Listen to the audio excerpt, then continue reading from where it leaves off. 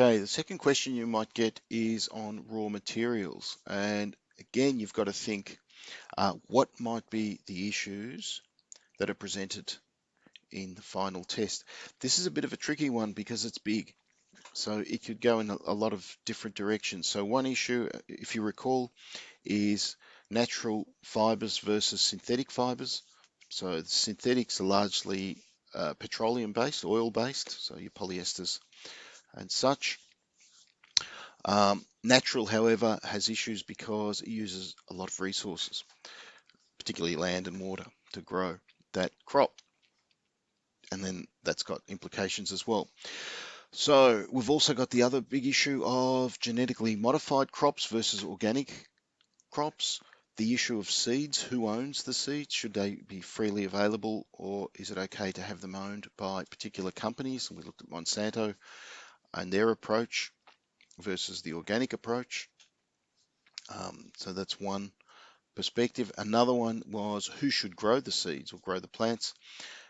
In the developing and developed world, the process of growing is slightly different, particularly when it comes to the application of pesticides. So we saw here in this picture that in the developed world, the risk of being contaminated by pesticides is quite low because we use technology in a developed world. However, in the developing world, the technology may be limited or they can't afford the technology, so it's more labor intensive. And as we can see from the spray, they're at greater risk of contamination. So there might be an argument to go and source from a country in the developed world to minimize that or improve situations in the developing world. Also, the other big issue is the use of water and land as well. As we said before, should we use land to grow food or to grow crops?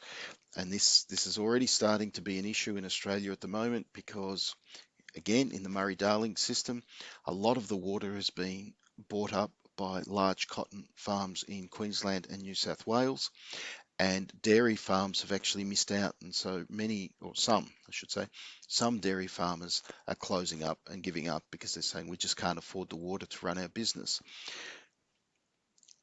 Is that a problem? That's up to you to decide whether that's a problem. So basically, what raw material should I use to make my garment?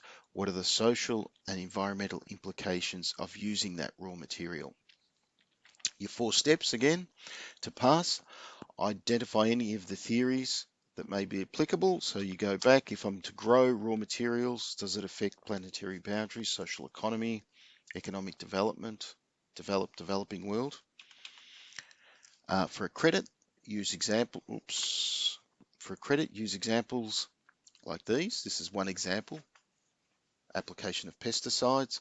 This is another example, genetically modified versus organic. And the specific example, you might recall there was a court case between 2 farmers next to each other who grew crops under different techniques. Distinction, find your own examples and don't rely on just mine. And for a high distinction, how well do you tie the idea of what your solution is? So your solution might be a new crop, hemp, and you would articulate why it's good and why these other ways of growing materials is bad. Okay.